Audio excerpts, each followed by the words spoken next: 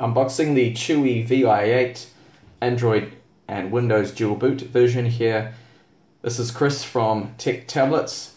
This tablet just arrived in recently. I've already done a review on the Windows only version when that first came out, and that lacked an HDMI output and it didn't have the dual boot at all.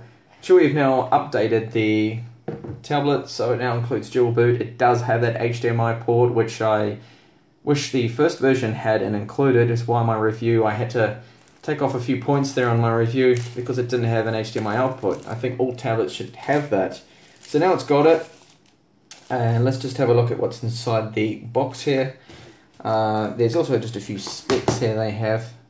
So it's the Vi8. You can see they've got a logo here saying your Windows to Android, and this is the Atom Z3735F, can turbo up to 1.83.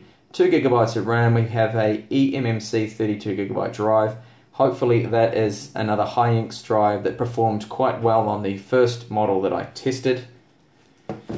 And the tablet is exactly the same. No real changes apart from that HDMI port and then software changes now having dual boot. So you can see now on the top we have here the micro HDMI output, which is good to see. The rear we have that 2 megapixel camera. This is your 3.5mm headphone jack, micro SD card slot, and the build exactly the same. A textured plastic on the back here that is not too bad. It is semi-resistant to fingerprints and smudges. It's definitely better than some of the materials I have seen some manufacturers use. And we have just that mono speaker down on the bottom here, which is an okay speaker. It's, does the job. It's nothing wonderful. And we'll just power it on now. Up the front we have a 0.3, yes, 0, a 0.3 megapixel camera. That is absolutely horrible. It is really not good at all. So booting it on, we get presented here with the menu. What do we want to choose? Android, Windows, make your choice. We're going into Android here because I will try and focus more on the Android version now since I have the dual boot tablet. If you want to see more on the Windows version, gaming, benchmarks, check out my other videos on the Chuwi Vi8. There is a link in the description to a playlist with other videos on the Windows version that first came out. So a nice big boot up logo there. And let's just get into Android. Okay, so it looks like quite a vanilla setup. Yes, it is very much a vanilla Android, which is good to see. I like that. I don't like it when the manufacturers, especially from China, put on their own heavy, bloated launcher. This seems to be more of a kind of, definitely just a vanilla Android experience here. So we have Gmail on there, we have Gallery. I wonder if that has any images. They've already put a little movie on there for us. Okay, MX Player's installed.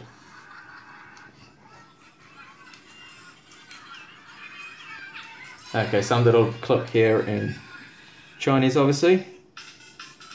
This is some pop band. I'll just check out the volume.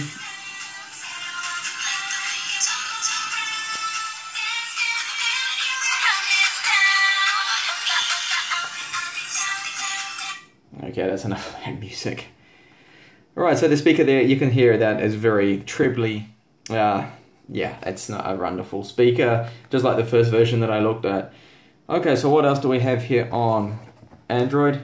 So they've included basic apps here. We have just a few bloat things here. There's some sort of Chinese S thing here, what looks like some maps, WeChat, or voice over IP application there, some sort of store.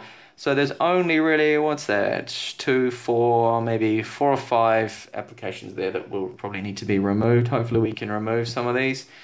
That's good to see. I can uninstall that one at least. Oh, that's definitely good for them to include that.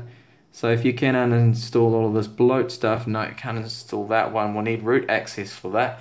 I will post up some other videos with benchmarks, log into Play Store. Hopefully Play Store is working. There's a few tablets out of China that when they put Play Store on there, because in China Play Store is actually banned. It's blocked.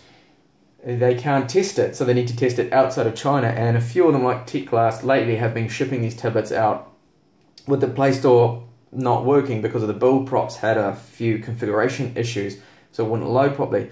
So I will test that out in another video. I will load on Geekbench 3, do a quick benchmark of that in Android, and 225.6, I think that's the latest version, or 5.7, whatever is out now. We'll test that and see the performance, as well as 3D Mark and GPU Bench. So do subscribe, and you'll see up and coming videos very shortly on benchmarks on the unit.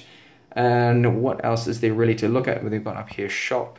That is obviously the Android store, and just see now if that Windows button, okay, the Windows button does double as a home button in Android here, so that is good to see. And the Android version, just before I end the video, I will just check that out. So we have Android 4.4.4, and that is KitKat. No Lollipop Android 5 yet. I don't know whether Chuwi will have an update for that. Honestly, I wouldn't hold my breath on that one, because you could be waiting forever for that. But hopefully maybe there will be a Android 5 update for that.